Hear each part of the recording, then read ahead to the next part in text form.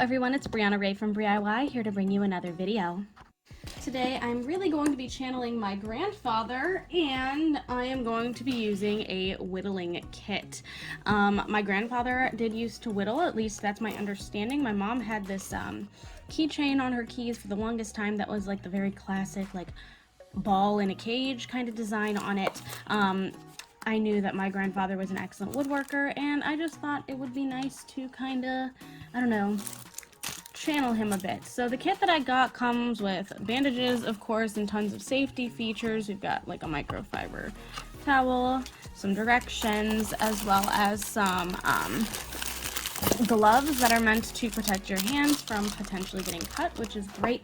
It came with two things of wood, one that I'm already kind of getting started on my design with, and a spoon. Which is cool, I guess. It also has this, I believe, a whetstone, so this is for sharpening the blades, as well as the blades themselves. So all you have to do for this guy is to kind of undo the belt here, very classic looking, and carefully unravel. They're supposed to have these little safety things on them. Clearly they kind of got mixed around in transit, let's say. I also have some sandpaper here of varying grits. So this is a really nice kit. It definitely makes it feel nice and easy to get started. I have done a little bit of research on this, so I feel pretty confident kind of going in and getting started. And very loosely following a design from, I think, a channel that I believe is called Carving is Fun. I'll try to link that up here for you if that's something you're interested in. But I'm going to be using the beginner's fox design or something similar to it. I'm not going for anything crazy. I just want to see kind of what the experience is like. I did consider doing the ball in the cage thing with this big old block. Actually, I did try to cut the block because I thought I wanted to try something tinier to start. So you can see I kind of tried to take a mini saw to it, but it wasn't going as straight as I would have liked it to. So I think we're gonna try to go big. I do wish that this kit maybe came with some smaller wood pieces to start with, but I'm gonna get started by figuring out which direction the grain goes in, because I kind of can't tell. I'm thinking this way based off of the direction here. You can kind of see everything's moving this way, but I'm not really good at this. I'm not totally certain how to tell. So I'm gonna start by, of course, being safe. Gloves on, and then I'm going to start doing some notches on here to see if I can figure out which way the grain goes for sure, and we'll go from there. All right, my guess was this way, so I'm going to test that first. I don't know, it felt a little scratchy, honestly, so now I'm going to try this way. That was even worse.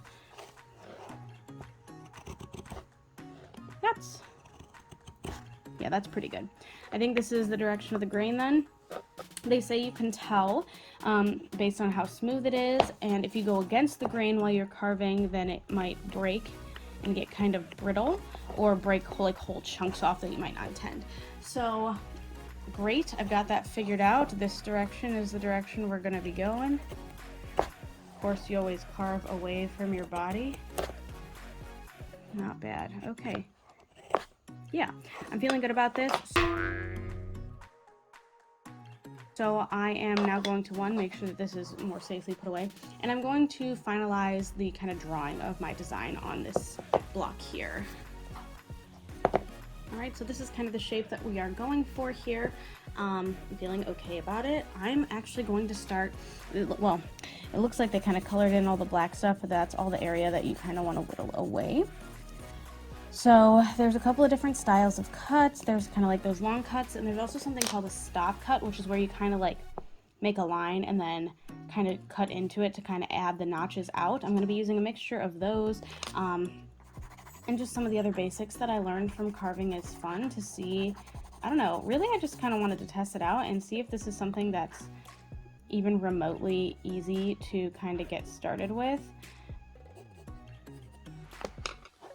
Yeah, So I'm going to try to take all this black away. I kind of drew in my design the best I could.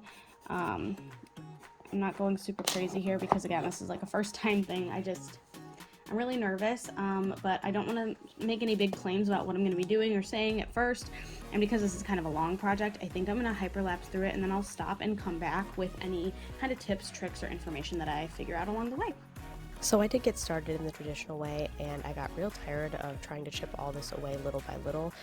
So I checked some more videos online, and I did find that there's wood carving where they use power tools to kind of create the outer shape first, and that didn't really work well either. So I'm going to do the spoon. I'm going to do the spoon.